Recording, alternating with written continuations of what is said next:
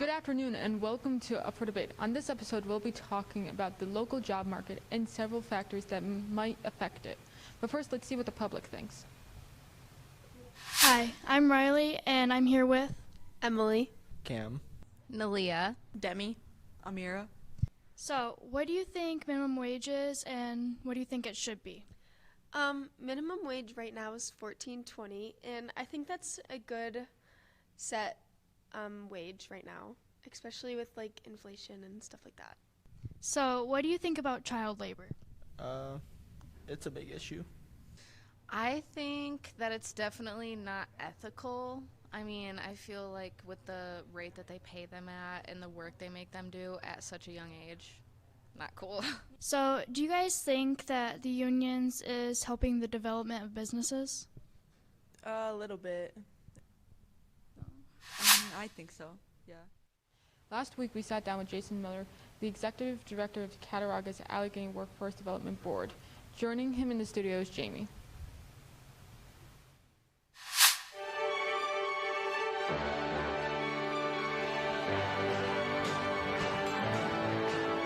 Good afternoon. I'm Jamie Jimerson here in Studio 6. I'm joined here with Jason Miller, Executive Director of Cattaraugus Allegany Workforce Development Board.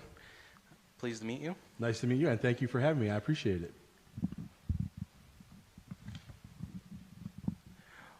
So, my first question is, one area of criticism people often share is how the amount of housing in our area is lacking or needs improvement.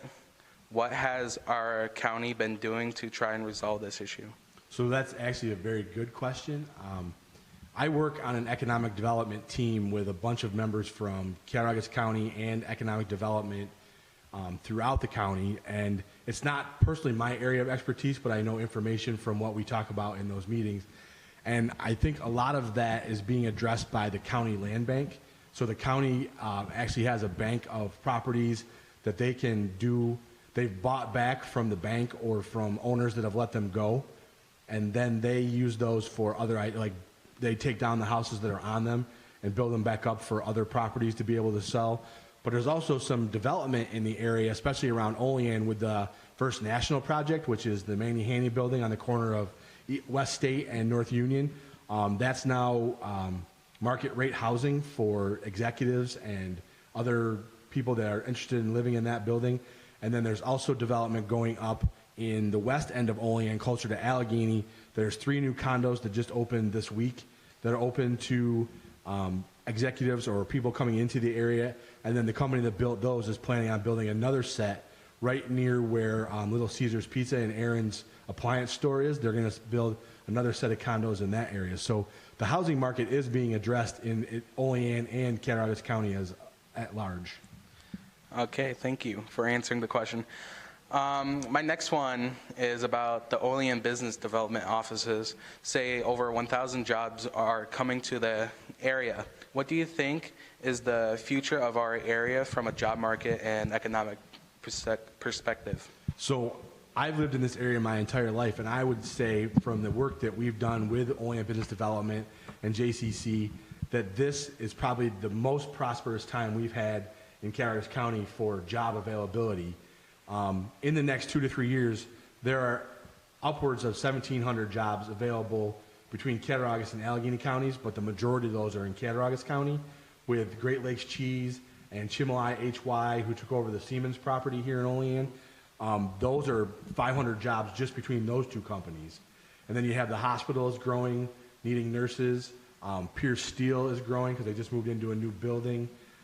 Lots of industry is expanding here in Olean. And for the first time in a long time, we're actually attracting new business. You know, you've had Hobby Lobby open up. We're going to have a Starbucks in the west end of Olean, the new Tim Hortons out on the east side of Olean. So I think as an economic development standpoint and a workforce development standpoint, it's probably the best we've had in a long time. Thank you. Sure. Currently, minimum wage in New York State is $14.20 per hour, but while in New York City, it's $15. For more on the minimum wage increase, here is Alex. So, do you think you can live on one minimum wage income? No. Even if I was working full time, it's still a little over 2.5 grand at the end of every month. Even though you can't live off of minimum wage, do you think it's still worth it to work a minimum wage job? Honestly, I think it is. A lot of companies down the line, they ain't gonna bother hiring you without at least 5 years work experience in any type of field. You know, be it a construction company, an accounting firm, lawyering thing. Do you think minimum wage should be raised, lowered, or kept unchanged? I don't think raising it or lowering it or keeping it the same is gonna change much. I think the real issue is just our money's becoming worthless. You know, it's harder to tell the difference between monopoly money and the American dollar.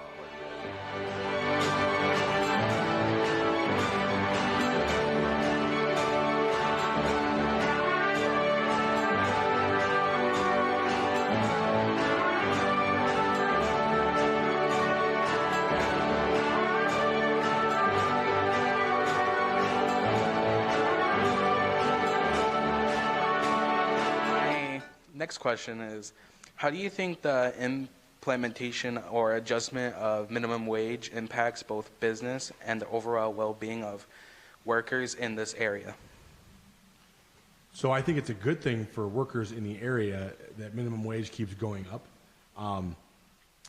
It actually makes, jobs that are entry level more of a living wage than just sustainability. It makes it, you can build a career at those entry-level jobs that are starting out at minimum wage. I think it's a good thing. The only converse of that is it might be tougher for the businesses to maintain that increasing minimum wage, because that means they then have to raise prices. But overall, I think it's a good thing because it brings more money into the county as a whole. It gives more people expendable income that they can go out and then spend at the retail stores and the Starbucks and Tim Hortons and that kind of stuff. So overall, I think it's a good thing. That's pretty interesting to know that. Speaking of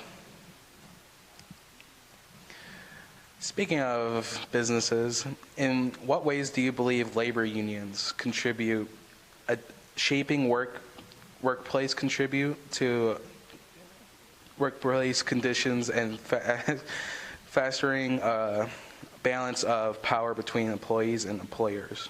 So I think unions have done a lot through history to increase workers' conditions and safety and awareness of safety and all that kind of stuff, plus helping to help employees in any kind of way, whether it be a dispute with a fellow coworker or a supervisor. I think unions are integral in protecting all the employees. What was the second part of the question? So employee protections, and then also the balance of power between unions and the employees, right? So that can be a struggle when it comes to contract renegotiations.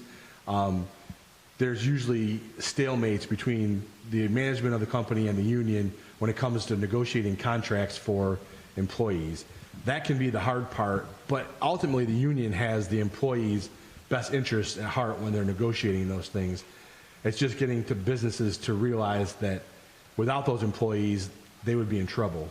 And that's where the balance of that comes in, is realizing the strength of having a strong and informed workforce that also is focused on safety. I have a follow-up question. Sure. What's the examples of the unions around our area? So you have Chimolai HY, which, well, actually, if you look at Siemens, I'm not sure Chimolai actually has a union yet, but they're a steelworkers union in the Chimolai. Cutco actually has steelworkers union in place. If you look at Cattaraugus County employees, are a member of the CSEA union, which is for civil servant people, employees of the civil service program. So they have a union within the county. The sheriff's department has a union. I'm trying to think of any other places that are unionized. That's pretty much it. As far as like county employees, Cutco, Chimolai, And Great Lakes might have a union too, actually. Thank you. In many areas of business, unions play an important role in helping workers advocate for better pay and working conditions. But are unions as important as we think? For more, here's Deshaun. Union. A union is a group of people, normally created from a group of workers, who want to have their own voices within their workplace environments. In a union, the group has the power to negotiate from a strength area with their employers. They try to negotiate over wages, benefits, health and safety, and other work-related issues. Today, me and Ryan are here with the president of the BOCES Teachers Union, which is part of the professional associations. Talk McLaughlin.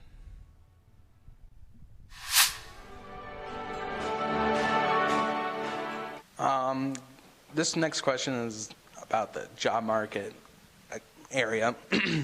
How do you perceive the evolving job market dynamics, and what role do you think emerging technologies play in shaping the future of employment or opportunities? So that's a good question, actually, because technology is going to play a big part in the coming workforce. You have a lot of manufacturing facilities that are moving to some robotic jobs that used to be manned by a person, which could take away jobs from people in the area. But it also gives an opportunity for somebody to go into training to learn how to use, because those robots are always going to need repair and programming.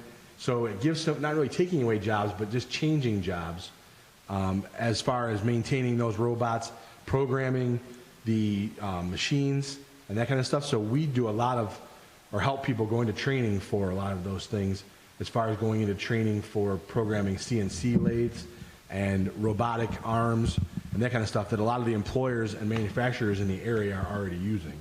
So some people may see it as a bad thing that technology and robotics come into manufacturing, but it's really not. It's helping the manufacturers be more efficient, and it's also just changing the skills that are needed in jobs, which is more of a skill upgrade than it is taking away jobs. Okay.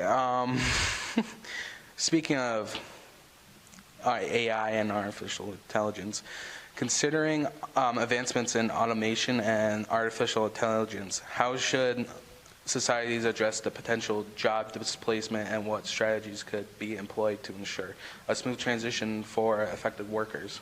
And I think that's something like I was talking about in the previous question, is that job retraining. Taking somebody that worked on an assembly line and is now, had been replaced by AI or a robot or a machine, and teaching them how to program those machines and interface with the AI to, help it understand the process and that kind of stuff. It's in the past, I think it's been seen as taking away jobs. And like I said, it's not really taking them away. It's just changing how people see production and manufacturing. It's now a higher skilled job than it may have been, even 50 years ago, when you could walk out of high school, walk onto a factory floor and have all the skills you needed to do that job for 40 years. It's a little different now. You're going to need a little bit more technical skill and a little bit more critical thinking and that kind of stuff. Thank you.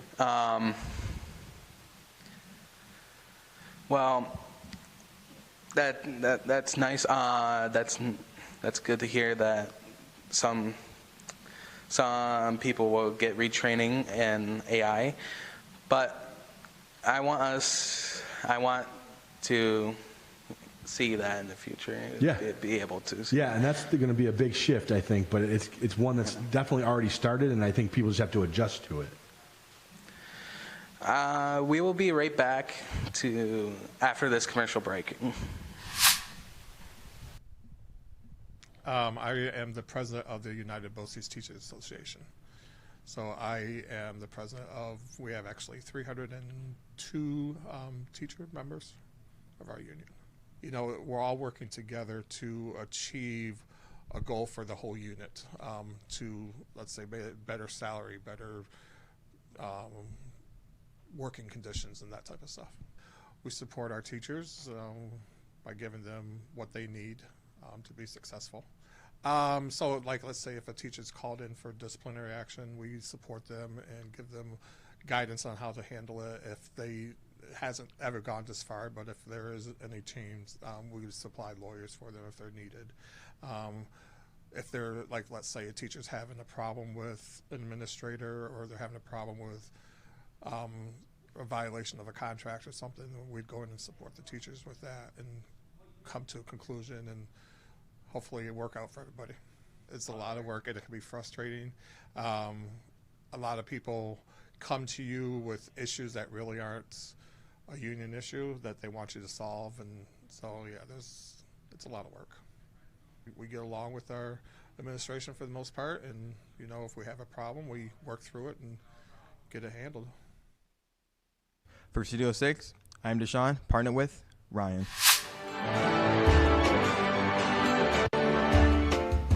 Welcome back. We're joined today.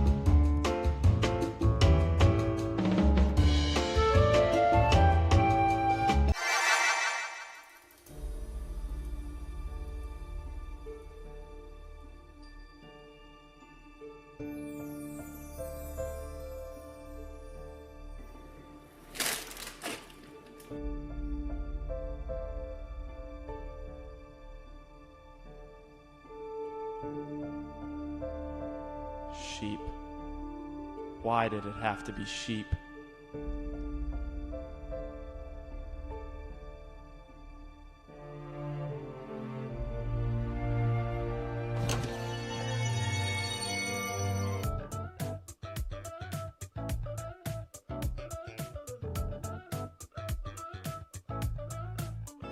Find your adventure.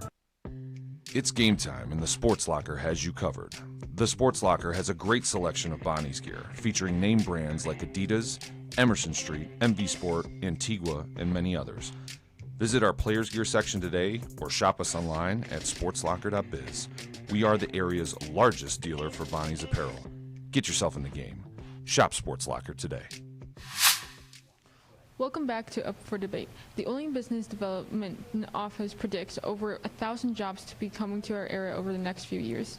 Last week, we sat down with Jason Miller, the Executive Director of the Cattaraugus Allegany Workforce Department Board. Joining him in the studio is Riley.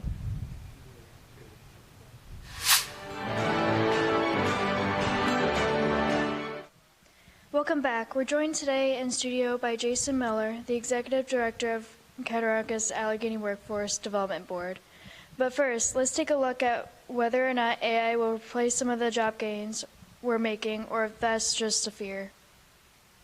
Just 5 years ago, AI was science fiction, but now it's science fact. AI is widely known for its fun ability to generate images and text, but how could it affect our jobs in the professional setting? One standpoint is that AI is taking our jobs away from humans. 30% of workers worldwide fear that AI may take their jobs within the next 3 years. Although you could say that it gives humans the opportunity to be more creative and leave their inner work to AI, but from a creative standpoint, AI creating art is a big problem for artists and creative people. AI art takes minutes, while artists who either create their works traditionally or digitally can feel threatened by the new wave of AI art, who work faster and make more beautiful pieces. So why pay for an artist when you can make something your own? That brings us to Ms. Christensen, the media and technical education teacher at the CTE building in Olean. I think AI is a fantastic resource, but I also think that it's very important for students to learn the software first and understand how to use the software, and then use AI as a supplement or an addition after they have completed learning the software, because it is a great professional tool, but still it does not replace the software that we teach. No matter what's true or not, AI has become an incredible part of today's society that everyone can use, and it has impacted the world with so much. For Studio 6, I'm Hannah. And I'm Keaton. Artificial intelligence includes programs like ChatGPT have created new concerns as it pertains to the local economy and job market. Will local jobs be replaced with AI? For more on that question, let's go to Riley.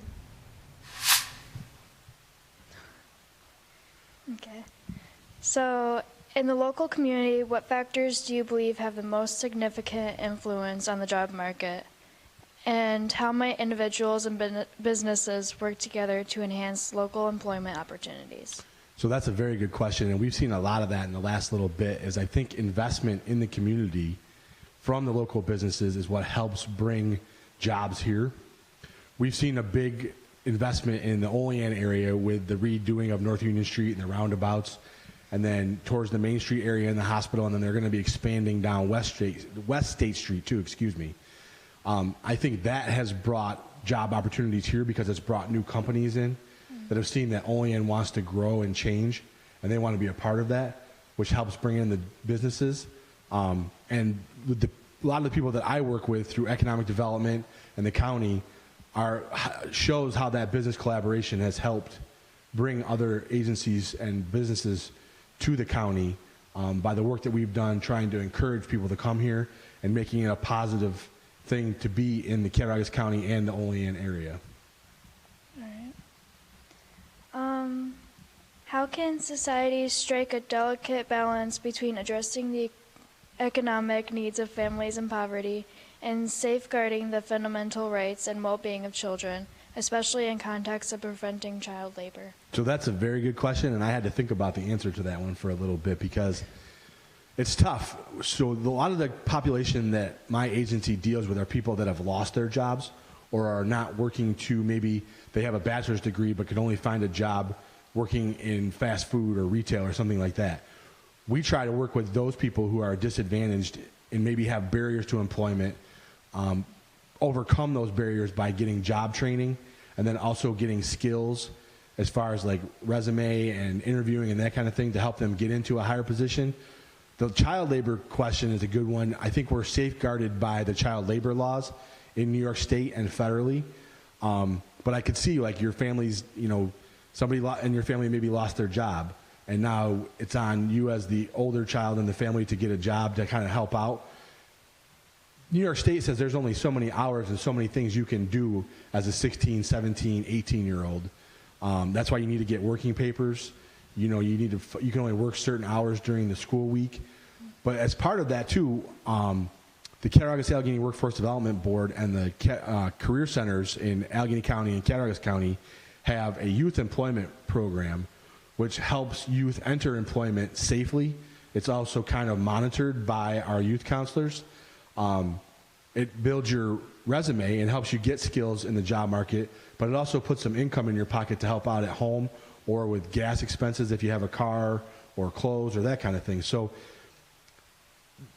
child labor is a tough thing, but I think we're safeguarded by the state and federal laws. And then we do have programs in place that help people between the ages of 16 and 24 find employment, make sure that it's safe and not, you're not being taken advantage of because you're younger and that kind of stuff. So there are programs in place in the county that help with that kind of thing. Do you think that they're putting more apartments in the area just for more employment? Yeah, and there's been a big move towards that, realizing that there's two big companies coming into the Cattaraugus County area with Great Lakes Cheese and Chimolai HY. City government and the county government have recognized that we need more housing, and that's kind of some of the development I talked about earlier with Jamie was the Manufacturers Hanover Project, which is now called First National. There's a developer out of Buffalo that is building apartment buildings on the west end of Olean towards Allegany that I talked about earlier. So there is that need seen that we have to bring more people to the area to fill the jobs that we have coming up, and housing is a big part of attracting people to this area. So there is more housing going up. How can societies effectively address and prevent child labor? And what role do you think businesses, governments, and communities should play in eradicating this issue locally? So that's a very good question too, and I think that's where it comes on the responsibility of the businesses and the management to know what those child labor laws are and make sure that they follow them to the letter, because it's very, very stiff penalties for not following child labor laws. And you have a 16, 17-year-old, they're not allowed to work in factories because of the heavy equipment and the machinery. You can only work certain hours during the school week, and those are to protect the kids and the children that could be exploited. But that was fixed, with child labor laws back when Jamie's question going back to unions. Unions were integral in bringing up those child safety laws and child labor laws. So I think that we have a very safe county and do a very good job of monitoring child labor in the businesses that we work with. All right.